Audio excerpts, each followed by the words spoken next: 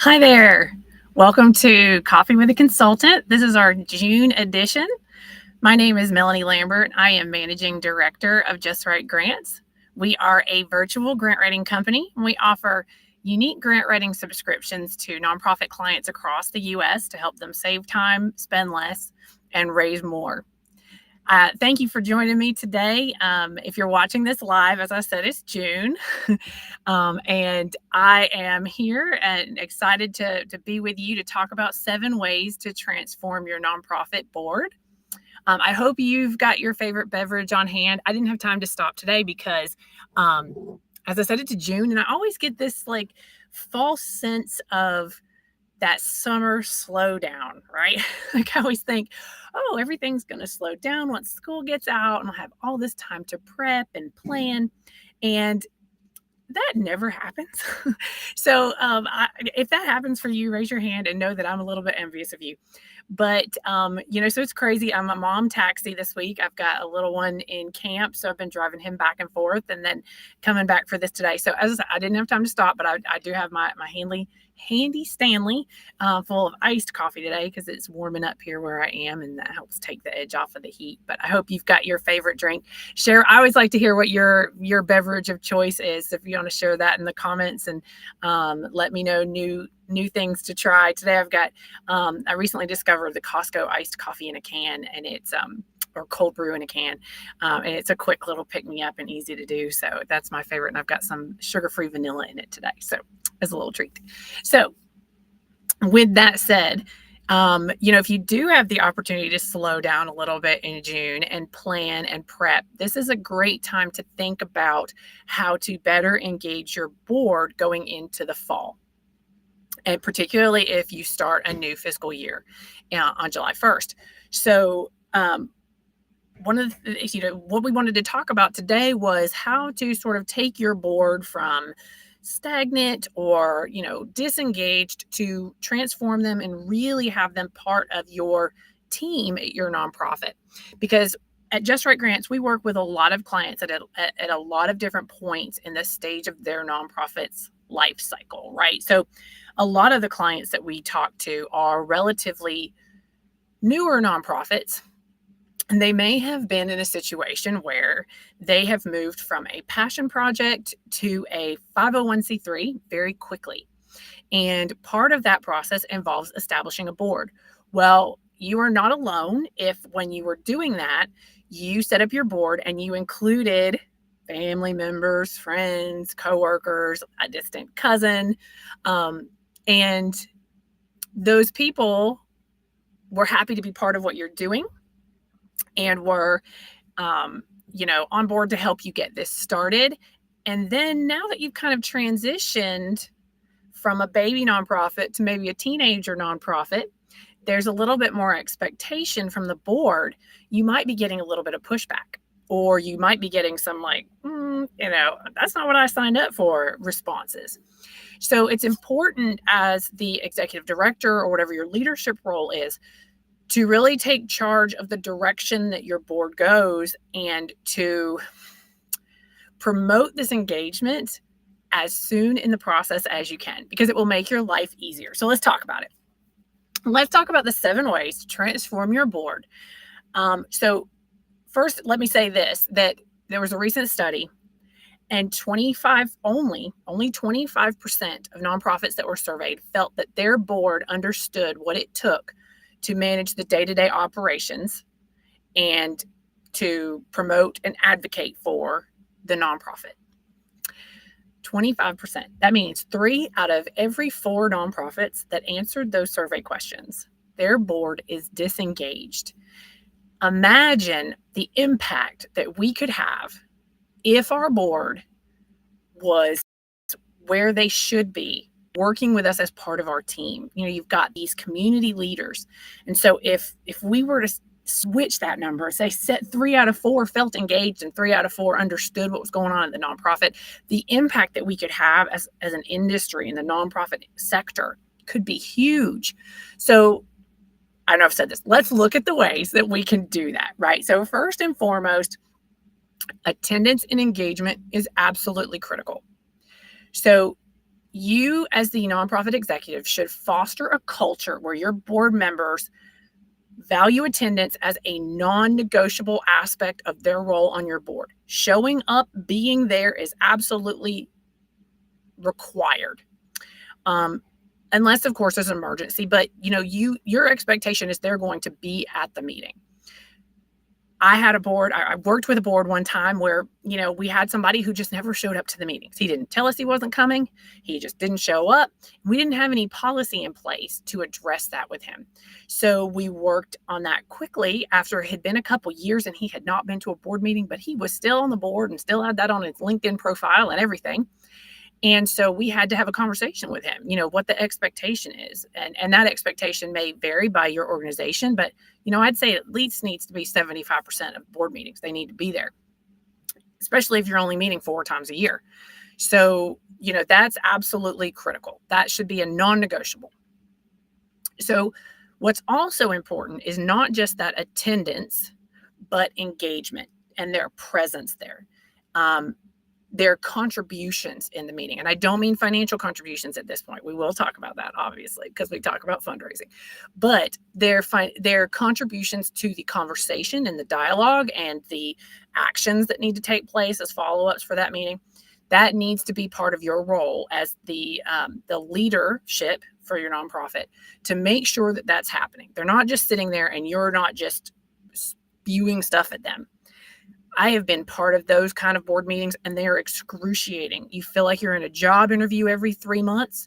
You feel like you're just there to report, blah, blah, blah, blah, blah. Here's what we did. They just leave. That's not what your board's role is. They're not there to listen, critique. They should be there, obviously with oversight, but to participate and be involved in what you're doing.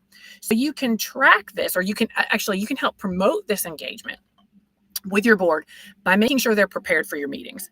Have an agenda that's more than just, roll call, talk about the budget, like things that are detailed so that they know what that they need to prepare for. Have them, encourage them to ask really critical questions, because those are the types of questions that are going to help you get down to business, essentially.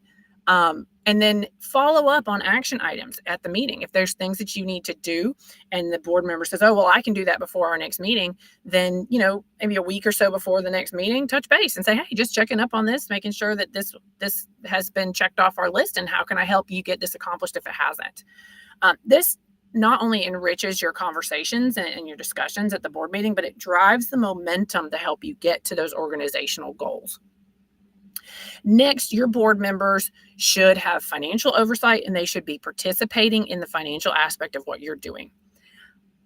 They should be financially literate at a minimum, and they should help drive the nonprofit's economic strategy. So you should know who on your board is the more financial literate, and who may be baseline financial literate, kind of like me.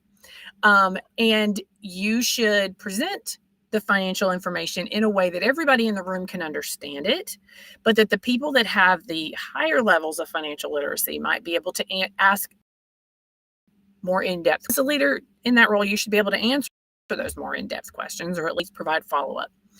But one thing that's important is, not everybody comes to the table with the same level of knowledge about finances and about nonprofit financial management. So part of your role as the leader should be to implement financial training for them as a whole entire board. So everybody's on the same page. You can measure their engagement with this by their ability to fundraise, their engagement in those conversations about the budget, and just how actively they participate in the financial stability of the organization. Next, your board members should be fervent advocates of your mission in the community.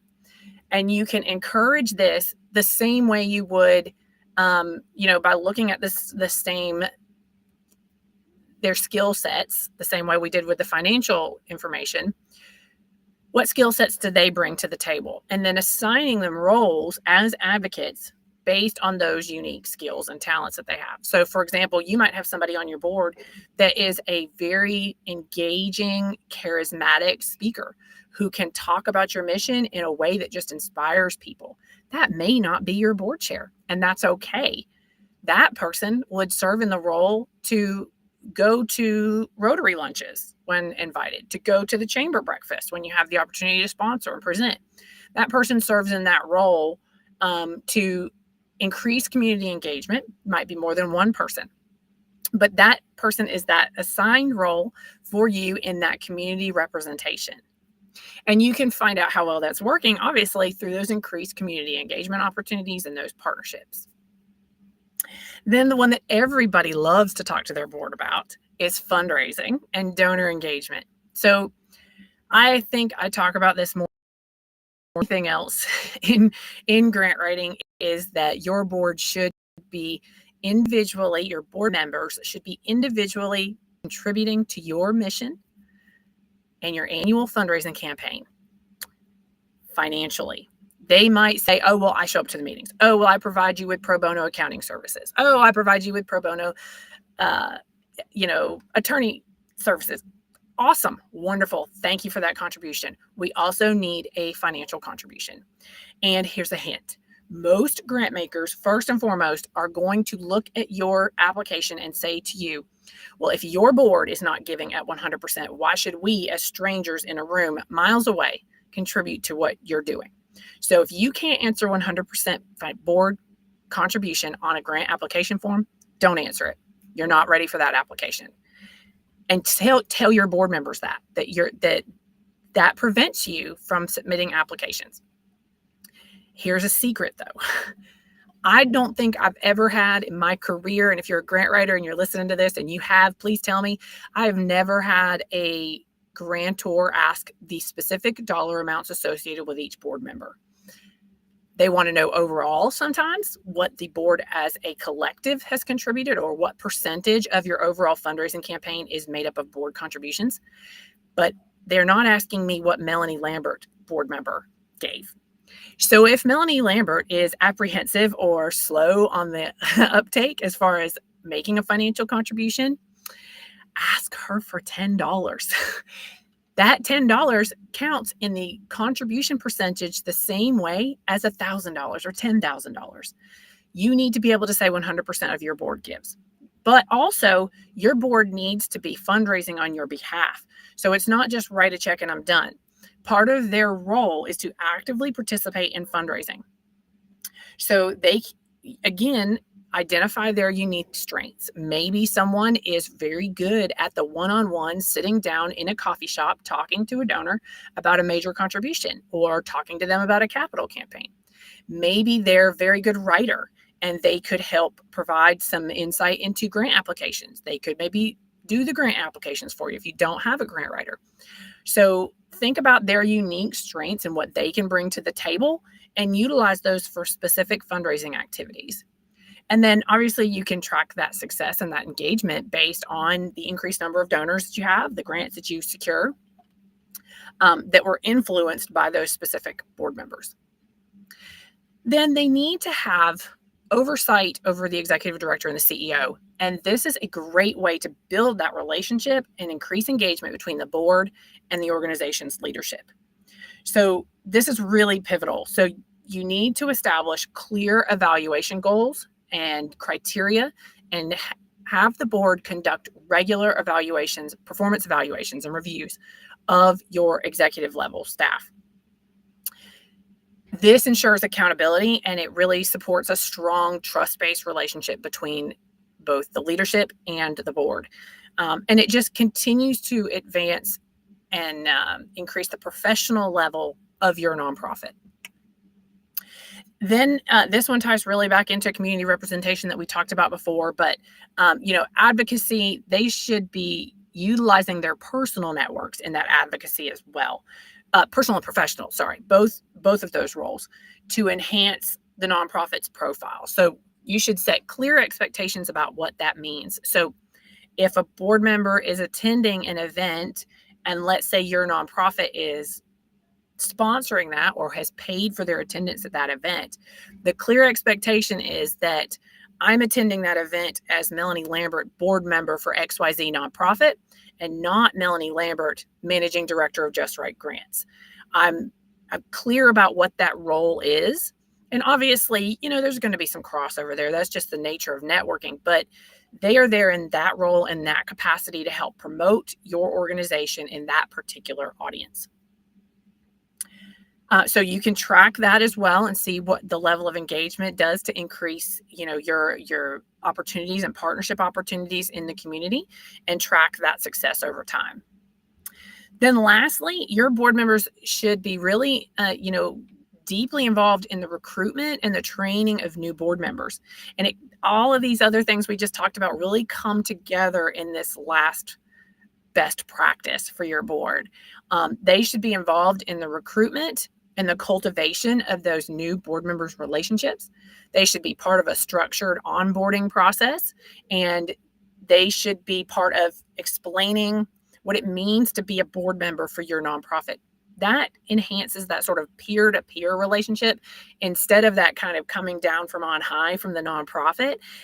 That peer-to-peer aspect of it really strengthens it. So if I'm a new potential board member and I'm sitting across from the board chair or the development chair or whoever happens to be there talking to me about coming onto the board, and that person says, here's what we do as a board, as opposed to a staff person saying, here's what our board does. It's a lot stronger, just like in fundraising, when you can say we as opposed to they, right? It's a collective. You become part of a group at that point. And so those expectations of what you're going to be doing in that role, it comes across a lot stronger when it's coming from somebody who's already involved at that level and is participating in all of these other the 6 other best practices that we talked about. Then it just comes full circle because that individual can start helping to recruit new board members as well, and it just blossoms. So we're coming up on the end of our time here today, and the key takeaway that I want you to have from this is to know that your nonprofit will really thrive when your board members do more than just show up to your meetings. When they engage, they admit to what you're doing, then it's really going to enhance every aspect of the administrative part and the programmatic part of your nonprofit. So if you embrace these practices, you're going to watch your nonprofit board just transform from a group of individuals who show up at a meeting to a united force that's really driving your organization's mission forward. So one of the things that I wanted to share with you before we wrap up is we have a whole session in our grant writing bootcamp about board development, how to engage your board, and include them in the fundraising activities of your nonprofit in our grant writing bootcamp, which is linked right here. If you click on the QR code, you can learn more about our grant writing bootcamp, which is a 6-part on-demand webinar series, self-paced, that'll take you from really beginning grant writing to really feeling comfortable and confident to start drafting grant applications and submitting those, and including grant writing as part of your fundraising strategy. So if you are responsible for grants and you want a little bit of extra help, there's a ton of templates included with that you get free. You get an hour of consulting one-on-one with me where you can ask questions, and I can review things for you, and we can take a deeper dive into the sessions.